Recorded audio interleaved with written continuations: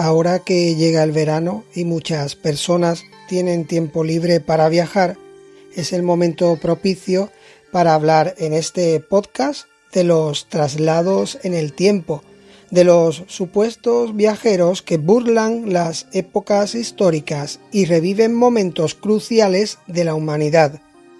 Porque debemos reconocerlo, la idea de que el hombre pueda o haya podido viajar en el tiempo es un concepto tan atractivo como descubrir nueva vida en otros planetas o contactar con una civilización desconocida en otro punto del universo.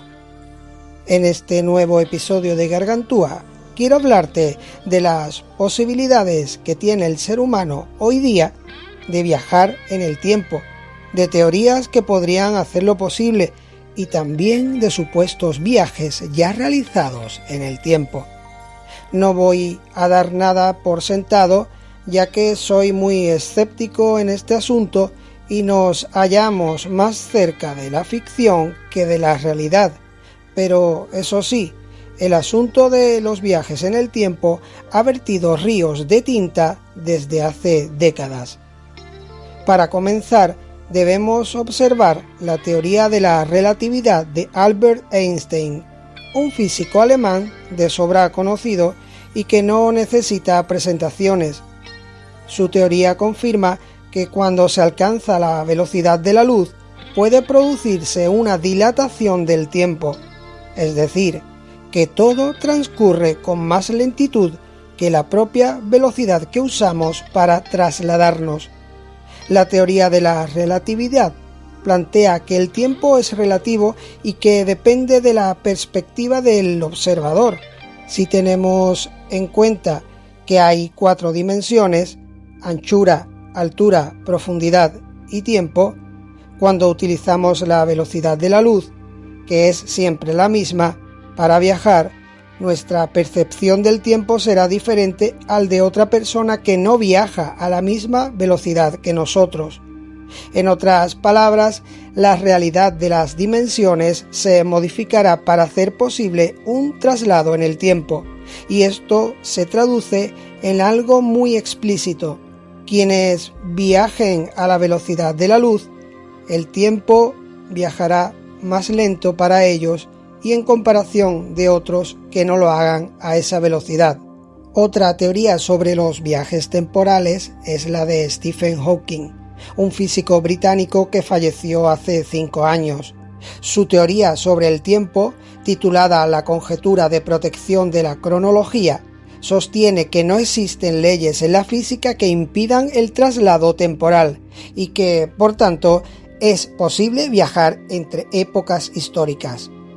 A esto añade, y para mí es lo más interesante, 3 posibles formas de hacerlo. La primera es a través de un vehículo que viaje a la velocidad de la luz, como una lanzadera sobre vías similares a las de un ferrocarril. Esta opción me parece viable, pero aún no tenemos desarrollada la tecnología necesaria para hacerla realidad. La segunda forma es mediante los agujeros de gusano. Teóricamente, los agujeros de gusano son portales o entradas con canales o túneles hacia otro tiempo y espacio. Se cree que son puentes conectados de forma que la materia puede viajar a través de ellos en un breve espacio de tiempo. Esto facilita la idea de poder viajar en el tiempo una vez que accedamos a ellos. Otra cosa es qué hay en su interior y hacia dónde se viaja, es decir, que podríamos encontrarnos al otro lado. Todos son conjeturas. La tercera y última forma que presenta Hawking para poder viajar en el tiempo es la de los agujeros negros. El científico británico planteó que la gravedad es tan grande a medida que nos acercamos a un agujero negro que el tiempo se ralentiza a su alrededor. Antes de dejar a Hawking, debo contaros una anécdota relacionada con el tema del episodio de hoy. Y es que organizó una fiesta para viajeros del tiempo el 28 de junio de 2009. Evidentemente, dio a conocer la fecha de la fiesta con posterioridad a la misma. Nadie asistió a la fiesta. tuvo la esperanza de que alguien en el futuro recibiera la invitación y asistiera, pero no hubo éxito. Aunque existen otras teorías sobre los posibles viajes en el tiempo, todas se basan en las ya referidas de Einstein y Hawking. Si bien es cierto que las hipótesis confieren algo de optimismo, nos encontramos con un gran problema: las paradojas. Una paradoja temporal es una situación hipotética y crítica que se sucede tras influir en el pasado después de haber viajado desde el futuro. En otras palabras, y como ejemplo, si viajamos hasta el momento donde se conocieron nuestros padres y hacemos que tal encuentro no sea posible, ¿estaríamos vivos o con la posibilidad de realizar tal viaje temporal al pasado? Las paradojas temporales se aproximan más al misterio y a la ficción que a la propia realidad o veracidad de la ciencia. Es un obstáculo o situación peligrosa que se podría producir tras alterar los hechos del pasado. Muchos piensan en misiones positivas como evitar guerras o pandemias, pero los viajes en el tiempo servirían a gente maliciosa para su propio beneficio. Y las paradojas juegan un papel muy importante aquí. De ellas se tratan en películas, libros y documentales. El efecto mariposa es un tipo de paradoja donde la modificación de un pequeño detalle en el pasado puede multiplicarse hasta grandes dimensiones, causando una catástrofe en el futuro. Otro tipo de paradoja es la del abuelo, donde un supuesto nieto viaja al pasado para acabar con la vida de su abuelo justo antes de que tuviera a su padre. Y sin padre no hay nieto, y por tanto tampoco hay viajero. ¿Quién entonces viajó o puede viajar al pasado para matar al abuelo? Muchos autores comenzaron a responder a los problemas que planteaban las paradojas temporales a través de los multiversos, un concepto que cada vez es más conocido gracias al cine, pero que se inició a finales del siglo XIX por la psicología. La teoría de los multiversos facilita una línea temporal paralela y original que se diferencia de la primitiva y que no la afecta en absoluto. Lógicamente no ha sido demostrada, pero permitiría una realidad y otros universos con otras leyes y normas. Si te interesa el postulado del multiverso, te aconsejo que leas algo sobre la teoría de las cuerdas.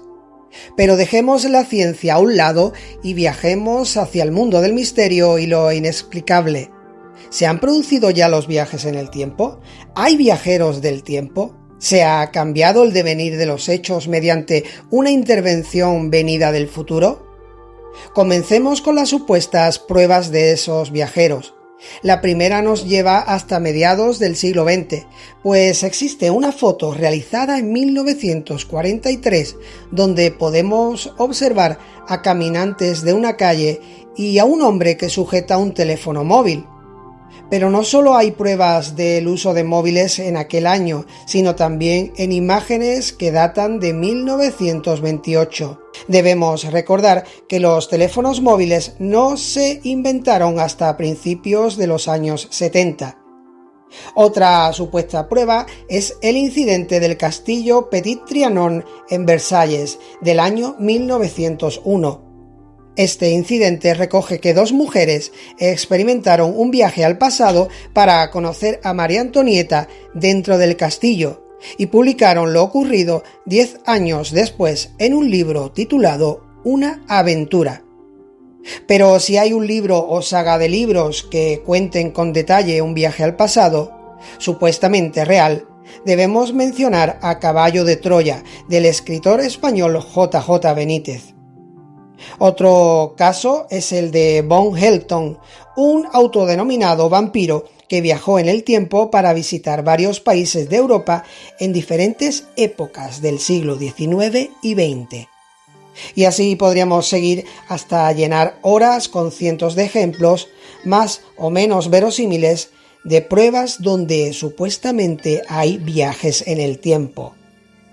En mi opinión, los viajes temporales no se han dado porque en un futuro posible, donde el conocimiento humano llegue a construir o descubrir tecnología que lo permita, ha ocurrido algo tan grande que ha interrumpido la historia de la humanidad tal y como la conocemos. Es decir, algo va a pasar en el futuro, y así lo creo, con la especie humana para que se interrumpa la vida tal y como la conocemos y, por tanto, el avance y desarrollo del conocimiento humano y la tecnología progresiva que la acompaña. Llego a esta conclusión porque no hay evidencias tangibles de viajes en el tiempo ni en épocas pasadas ni en las contemporáneas con la revolución de la información y las comunicaciones. Podemos imaginar y fantasear con máquinas del tiempo o encontrar fotos antiguas, imágenes, cuadros de pinturas o esculturas que nos lleven a la idea de que nos visitan desde el futuro, pero no existe prueba científica que lo demuestre. Sé que mi postura no es nada optimista, pero pensadlo. Si un posible futuro dentro de 200, 500 o 1000 años nos permitiera idear una forma de viajar al pasado, ¿por qué no se ha producido ni tenemos evidencias ahora? La prueba de la fiesta de Stephen Hawking es un claro ejemplo de mi reflexión. Nadie fue a su fiesta, ni nadie ha venido a la nuestra hasta ahora. ¿Qué ha pasado en el futuro para que no hayamos podido idear la forma de regresar al pasado? Si te ha gustado este episodio de Gargantúa, puedes suscribirte al podcast y me ayudas a seguir creciendo. Puedes hacerlo en iVoox, Spotify o Google Podcast. Hasta el próximo episodio, navegantes.